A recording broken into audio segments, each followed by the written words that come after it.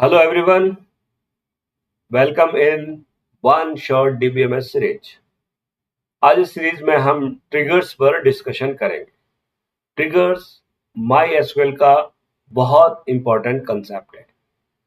Normally जब भी हमारे प्रोग्राम में कोई एरर आती है तो कैसे हम उस एरर को हैंडल करें, उसको ऑटोमेटिकली हैंडल करने के लिए हम क्या करते हैं, ट्रिगर्स का यूज करते हैं।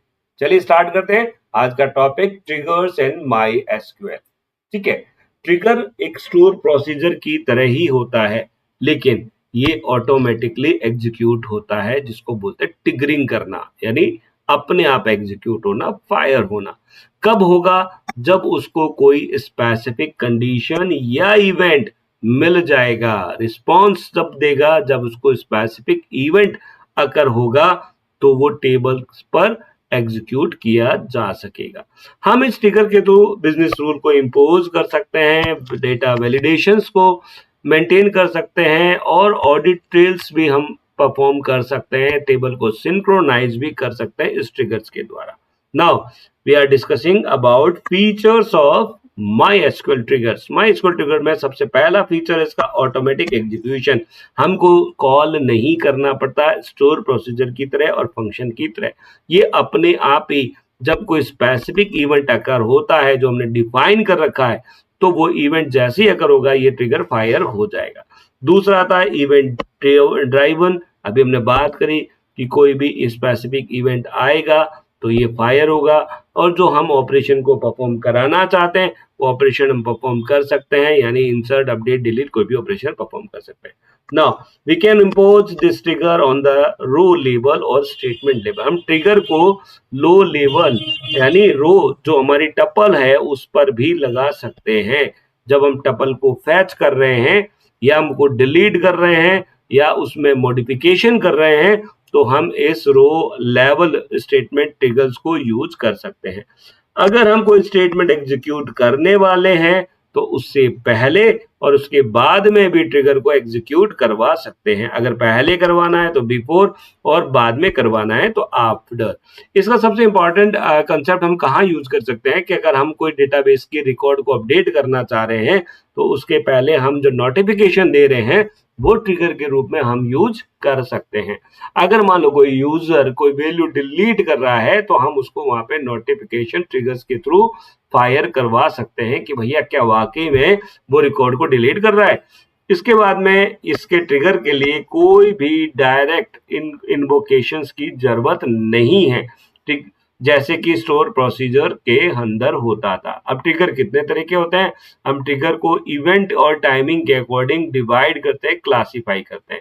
जब हम इवेंट के अकॉर्डिंग क्लासिफाई करते हैं तो ट्रिगर तीन तरह के होते हैं, इंसर्शन, अपडेशन और डिलीशन। जब भी कोई वैल्यू इंसर्ट करेंगे तो ट्रिगर फायर होगा, जब वैल्यू अपडेट करेंगे तो फायर होगा, और वैल्यू डिलीट करेंगे तो फायर होगा। लेकिन जब हम टाइमिंग की बात करते हैं कि भैया एक्शन परफॉर्म होने से पहले ट्रिगर को फायर होना है या बाद में, तो वो बिफोर एंड आफ्टर वाला ट्रिगर हम यहाँ पे फायर करते हैं। Now we are discussing about the syntax of the trigger. Simple सा स्टोर प्रोसीजर, जैसे हमने स्टोर प्रोसीजर बनाया था वैसे ट्रिगर बनाएंगे। वहां पे स्टोर प्रोसीजर लिखा था, फंक्शन लिखा था, यहाँ पे हम क्या कर रहे हैं, ट्रिगर लिख रहे हैं। और ट्रिगर का नाम यानी ट्रिगर क्रिएट ट्रिगर कीवर्ड हो गया, और यहाँ पे ट्रिगर का नाम देंगे। अब हमको कहाँ पे फायर करवाना है, before, after, insert, update, delete कैसे करवाना है वो हम यहाँ पे चूज कर लेंगे। और ये ट्रिगर कौन सी टेबल के डेटाबेस पे लगाया है, वहाँ टेबल का नेम फॉर ईच रो यानी हर रिकॉर्ड के लिए हम ये यहाँ पे डिफाइन कर देंगे। उसके बाद में ट्रिगर की बॉडी हम यहाँ पे डिफाइन करेंगे। बॉडी बिगिन से स्टार्ट होती है, एंड तक जाती है। इसके बीच में जो भी हमको एसक्यूएल स्टेटमेंट एग्जीक्यूट करवाने हैं वो यहाँ पे हम लिख देंगे। नाउ सिंपल सा एग्जांपल हम डिस्कशन करते हैं कि हमने एक ट्रिगर बनाया जिसका नाम दिया इंसर्ट ट्रिगर। ठीक है, बिफोर इंसर्ट ट्रिगर यानी टाइमिंग वाला ट्रिगर हमने बनाया है। अब हमने यहाँ पे कहा कि भैया ट्रिगर कहाँ पे कौन सा इंपोज करना है, बिफोर इंसर्ट यानी इंसर्ट होने से पहले, वैल्यू इंसर्ट होने से पहले ट्रिगर फायर हो जाए। और कब? जब हम हर टपल को इंक्लूड कर रहे हैं ईच रो पे, जैसे जैसे हम रिकॉर्ड एंटर कर रहे हैं ट्रिगर हमको शो करता है कि भैया आप कोई रिकॉर्ड एंटर कर रहे हैं। ठीक है, हमने ट्रिगर की बॉडी स्टार्ट करी बिगनिंग से। यहाँ पे हमने क्या लिखा, set new dot create underscore at now. हमने क्या शो किया कि भैया कोई भी हमने जो करंट नाउ किसको रिप्रेजेंट करता है, करंट टाइम स्टैम्प को रिप्रेजेंट करता है। तो जैसे जैसे हम वैल्यू को इस यहाँ पे स्टोर करेंगे डेटाबेस में, वो उसको नोट करता रहेगा, टाइमिंग को नोट करता रहेगा। उसके बाद में हमारा एंड कंप्लीट हो गया, ठीक है ना। उसके बाद में हमने डिलिमीटर को यूज किया और डिलिमीटर यूज करने के बाद में हमने वापस इस प्रोग्राम को एग्जीक्यूट करवाया, ठीक है। ये हमारा दूसरा एग्जांपल है, सिंपल सा, कि हमने कोई ऑडिट करनी है, उसका हमने ट्रिगर बनाया है। यहाँ पे ट्रिगर का नाम आपने लिखा, ट्रिगर अपडेट एम्प्लॉय, यानी आप एम्प्लॉय वो पहले बिफोर पर रहा था, जैसे रिकॉर्ड अपडेट करेंगे वो वहां पे शो होगा। यहाँ पे क्या हो रहा है, आफ्टर बाद में होगा।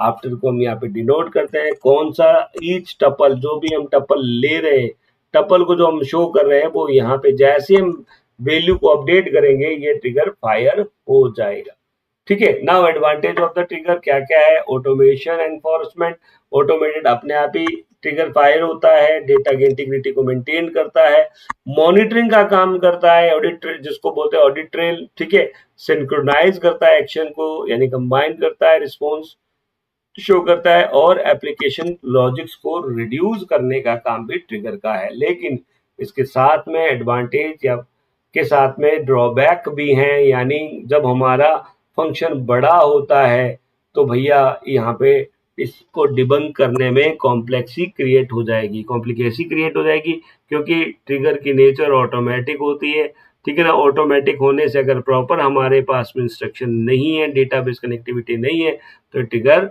एग्जीक्यूट नहीं होगा।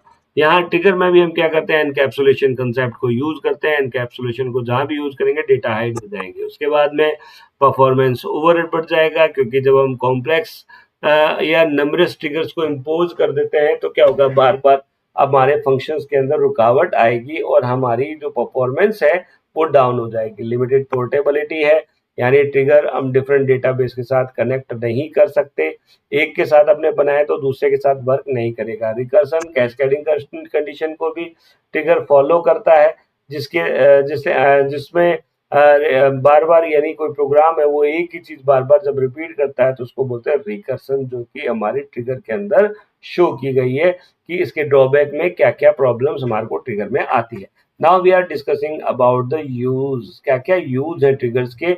हम बिजनेस रूल को एनफोर्स कर सकते हैं, ऑडिट ट्रेल को मेंटेन कर सकते हैं, यानी जो भी डेटा हमने डाला उसका हमने लॉग फाइल क्रिएट कर लिया, ठीक है। उसके बाद में हमने सिंक्रोनाइज कर दिया टेबल को, टेबल पे वैलिडेशन इंपोज कर दिए ताकि अनऑथराइज यूजर वैल्यू जो फॉर्मेट के अकॉर्डिंग है उसको ही करे, अगर वो नहीं है तो ये एरर को शो कर देगा। और इम्प्लीमेंटिंग डिराइव्ड कॉलम, जो कॉलम दूसरे की वैल्यू से बनते हैं वो डिराइव कहलाते हैं, उसको इम्प्लीमेंट करने के लिए हम ट्रिगर का यूज करते हैं।